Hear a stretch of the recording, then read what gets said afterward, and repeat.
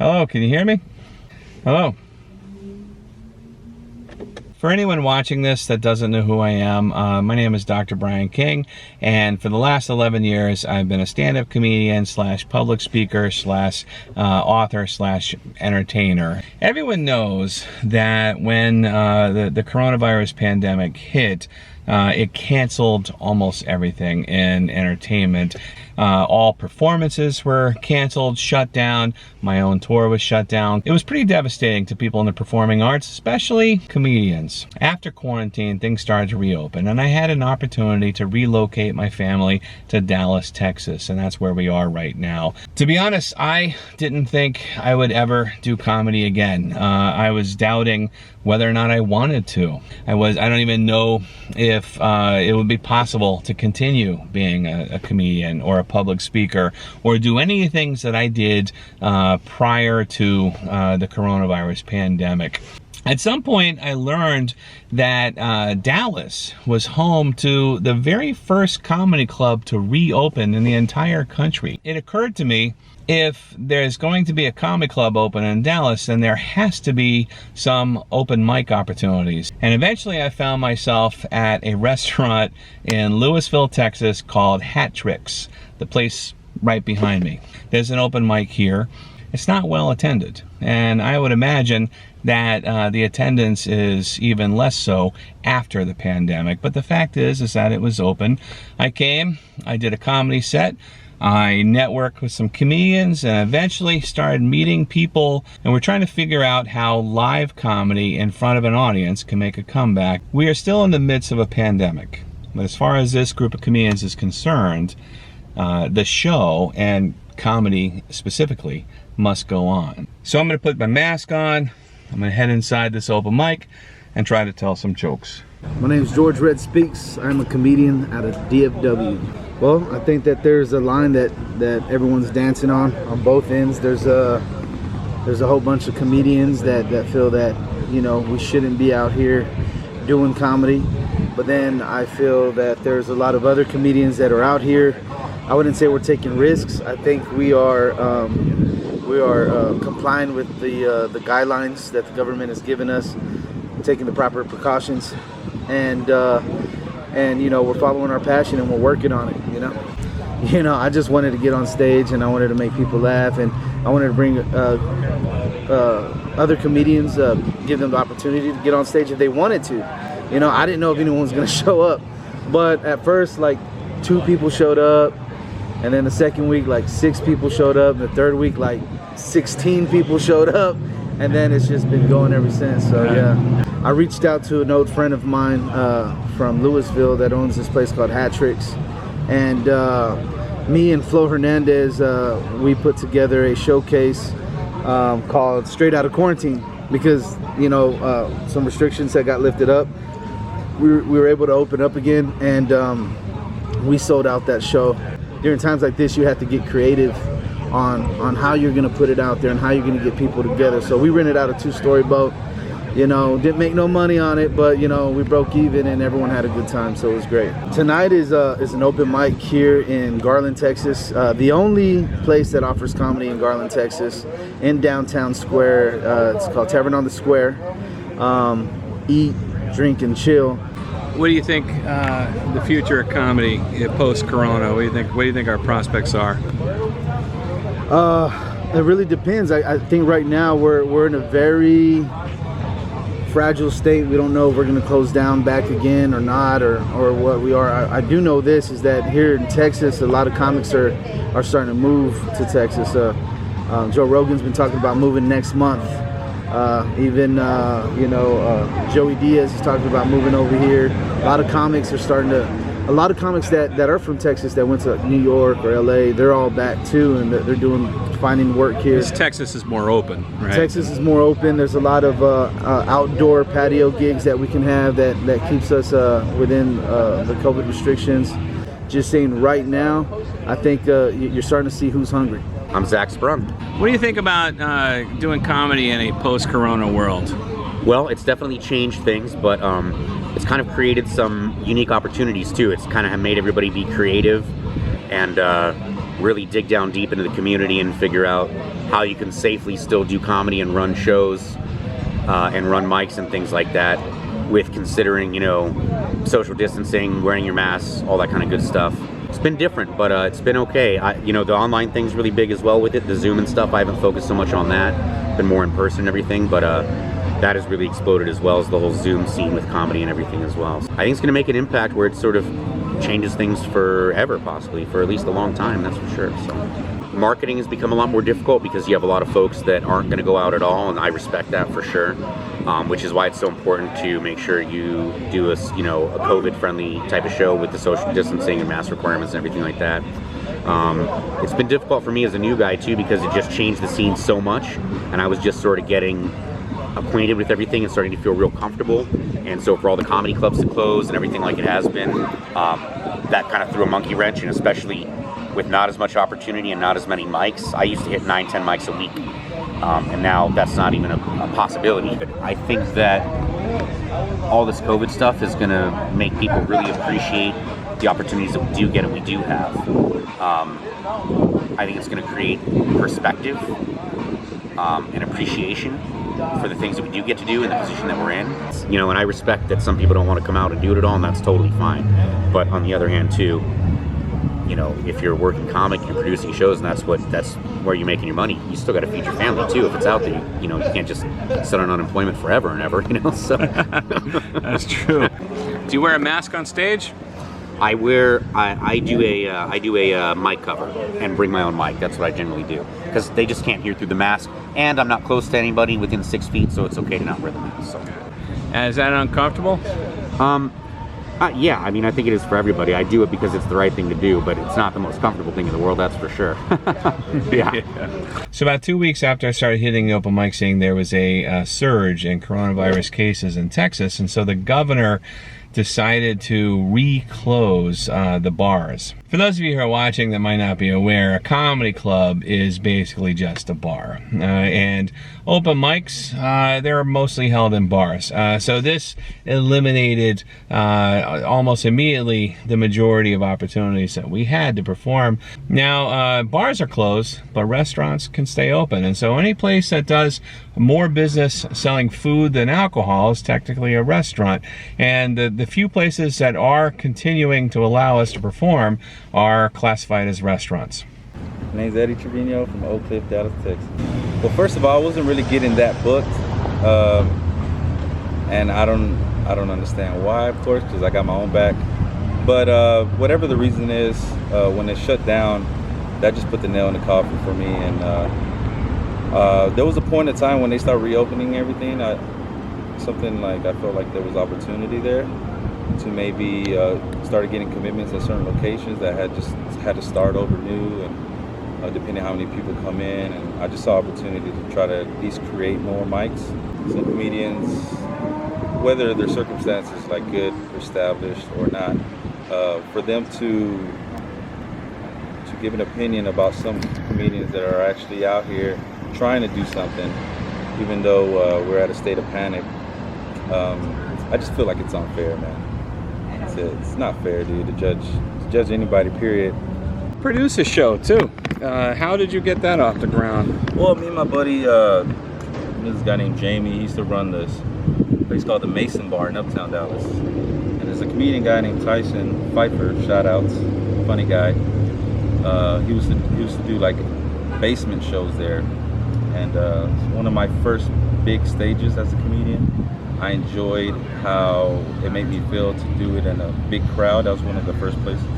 But since I had that relationship with Jamie, I noticed he was running a different place in the colony.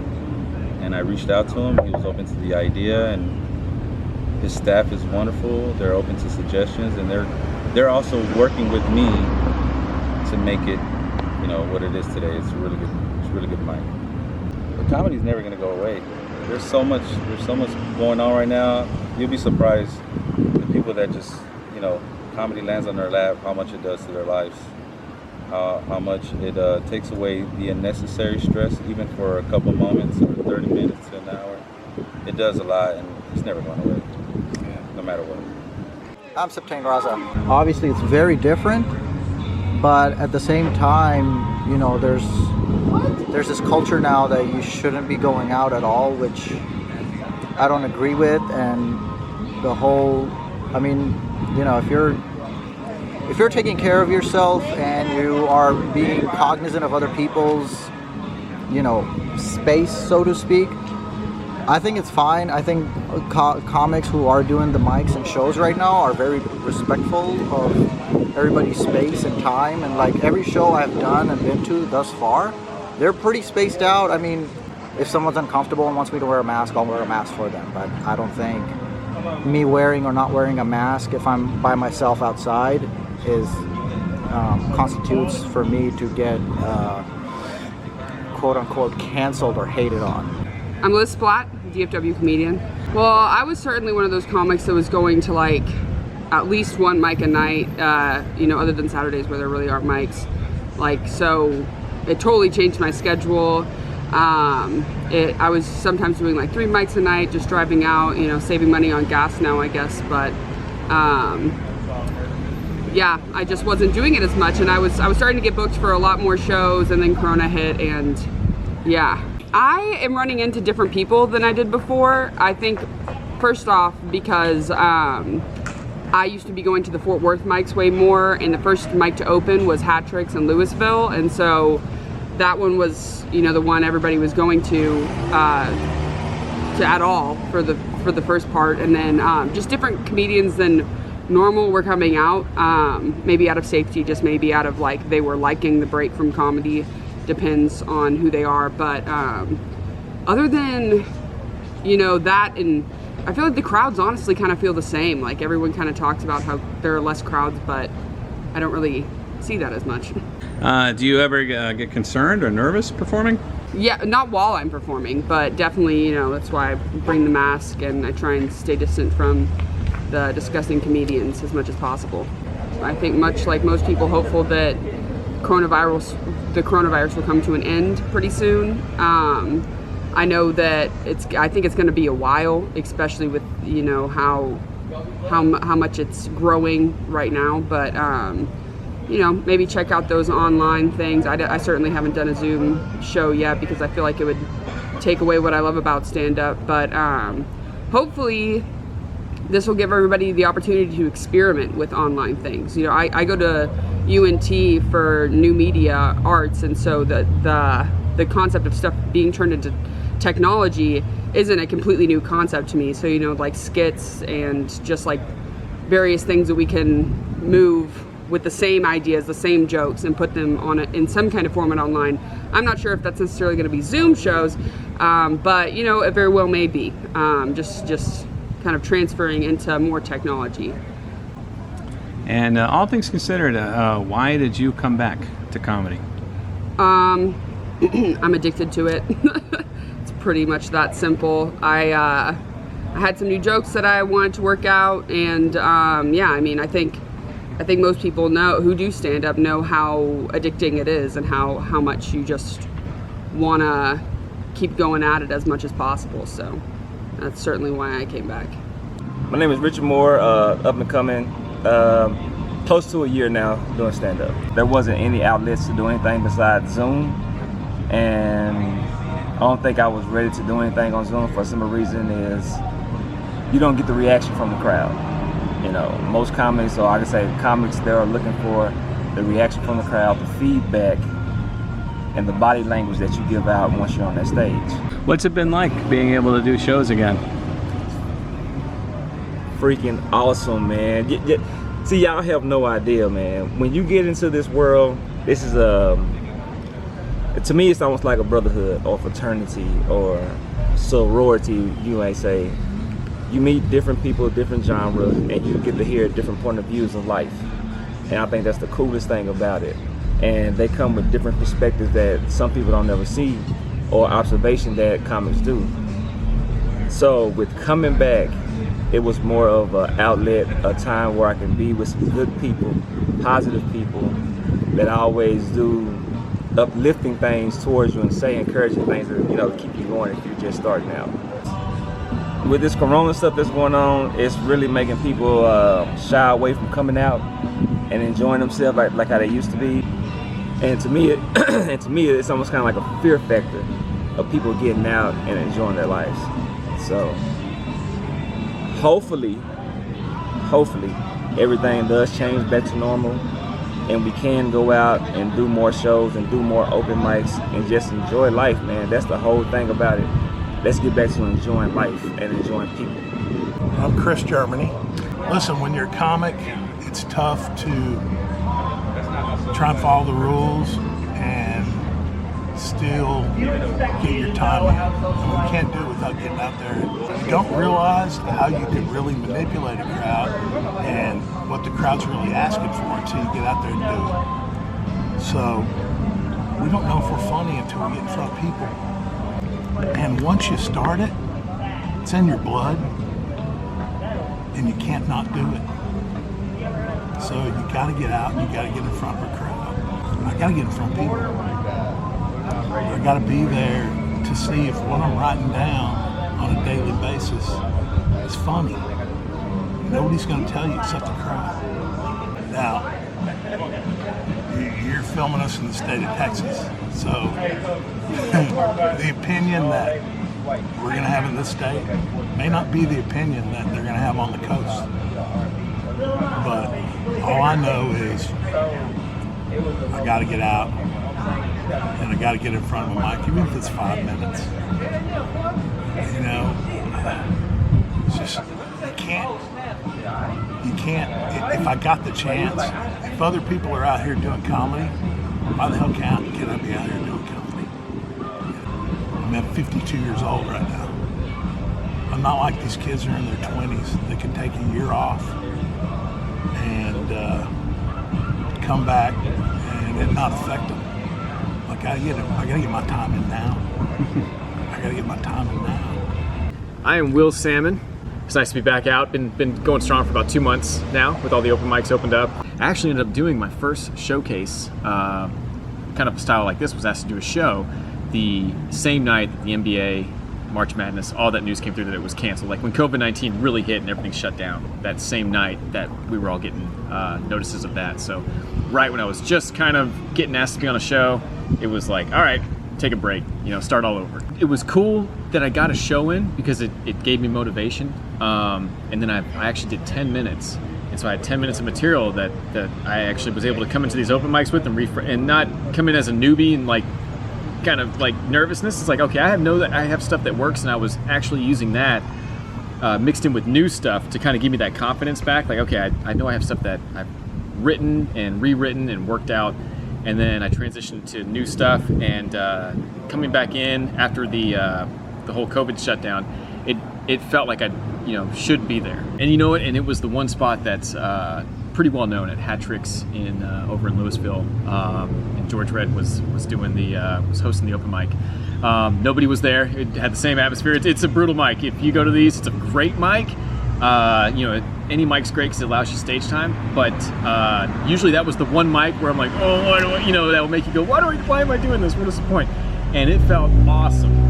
And that was a true character. I was like, okay, that's the toughest mic to do, right? To really, if you know you want to do this, if you can go up there and just muscle through your stuff, then you've got something. And I felt really good about it. I think it's great. I know that I respect everybody's views that that are unable to come out for whatever for the reasons they have for COVID. Absolutely understandable. But the people that have come out, it's been great. We've been kind of keeping the scene alive, it feels like, kind of keeping it warm for when these people do come back, because it's all open arms in this community. It feels, for a newbie, the one thing that I benefit from is not having to wait till like 11:30 or midnight to go up. That's a newbie thing that's everywhere. When you're the new guy, you kind of have to work your way in. So it's nice to be. Oh, right, because the open mics will be like so many comedians. Yeah. So from my point of view on that, it sucks because you wish everybody was able to come out and you get to watch everybody. Because it's a great comedy scene. There are tons of talented comics, in this area that I've met and learned from. But from a newbie standpoint, it's given me that ability to go up a little earlier, and really kind of kind of feel what that's like, you know, and get in and work my material in rather than having to wait till, you know, a little bit later, being at the bottom of the line.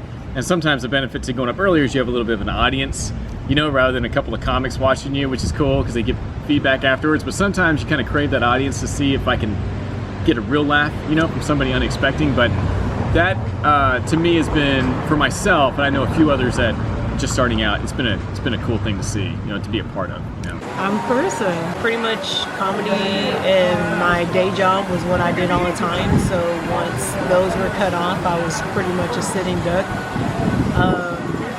Things weren't too good to begin with. So once COVID did hit, it was like those outlets that you have to keep you going.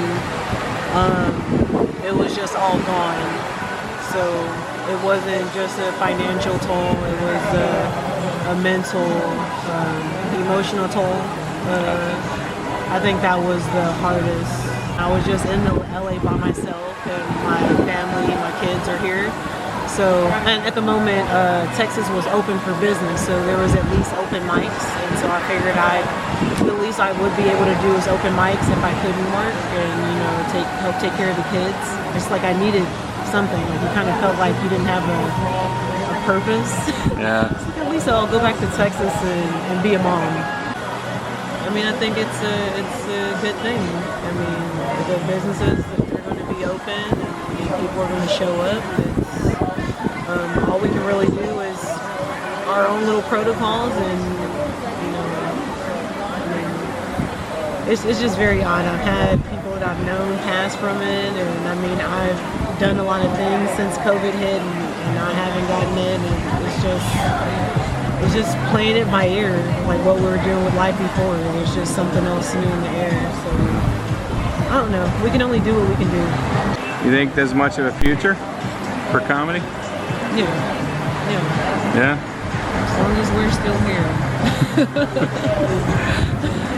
Excellent. It's the end of the night. I'm about to head home. But before I do, I want to close up and just say this. If you've never been to a comedy open mic, they're not good in general. I mean, they're not good.